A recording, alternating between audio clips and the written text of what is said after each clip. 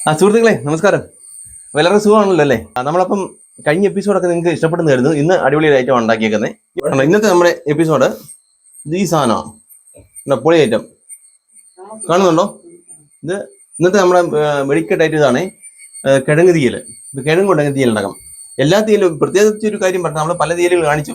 എല്ലാ തീയലിന്റെയും ഇൻഗ്രീഡിയൻസ് ഒക്കെ ഏകദേശം സെയിം. അതിനകത്തിടുന്ന കഷ്ണങ്ങൾ മാത്രം മാറ്റിയാൽ മതി. അപ്പൊ ഇത് ഉണ്ടാക്കി നോക്കണം, എല്ലാ ഐറ്റംസ് ഉണ്ടാക്കി നോക്കണം. എല്ലാവർക്കും ഇഷ്ടപ്പെടും എന്ന് കരുതും നമ്മുടെ വീഡിയോ.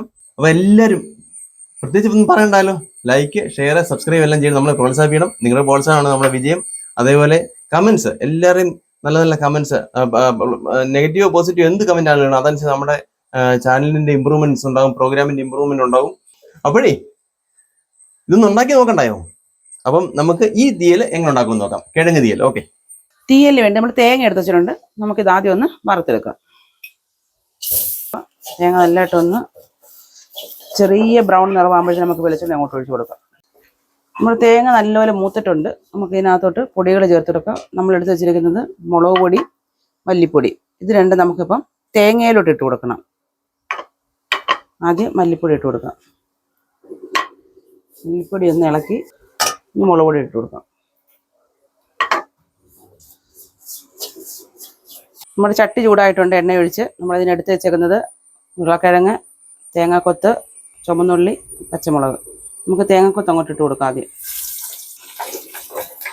തേങ്ങാത്തൊട്ട് ചുമന്നുള്ളി, പച്ചമുളക് കൂടെ ഇട്ട് കൊടുക്കാമേ. ഇനി ഇതൊന്ന് വാടട്ടെ. ഉള്ളി ചെറുതായിട്ട് അങ്ങോട്ട് ചുമക്കുമ്പോഴത്തേക്ക് നമുക്ക് ഉരുളക്കിഴങ്ങ് ഇട്ട് കൊടുക്കാം. മഞ്ഞപ്പൊടി എടുത്ത് വെച്ചിട്ടുണ്ട്. മഞ്ഞപ്പൊടി ഇട്ട് കൊടുക്കാം.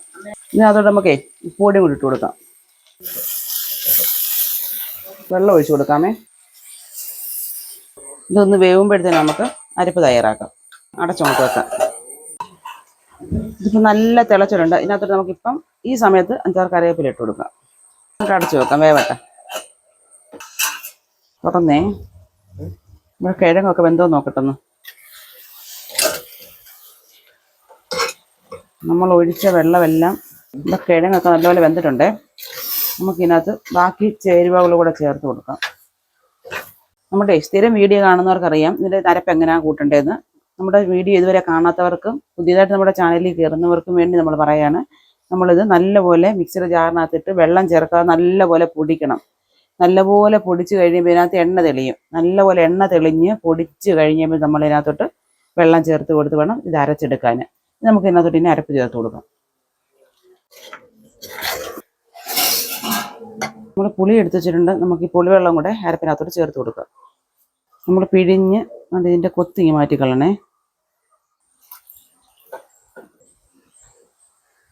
ഇതിനകത്തോട്ട് നമുക്കേ നമ്മൾ ഉലുവാപ്പൊടി എടുത്ത് വെച്ചിട്ടുണ്ട്. കാണാം ഉലുവാപ്പൊടി ഇതിനകത്ത് ആണ്ടേ ഒരു ഇത്രയും ഉലുവാപ്പൊടി പാത്രത്തിൽ ഇരുന്നിട്ട് കാണത്തില്ലെന്ന് വെച്ചാൽ ഞാൻ കയ്യിലിട്ട് കാണിക്കുന്നത്.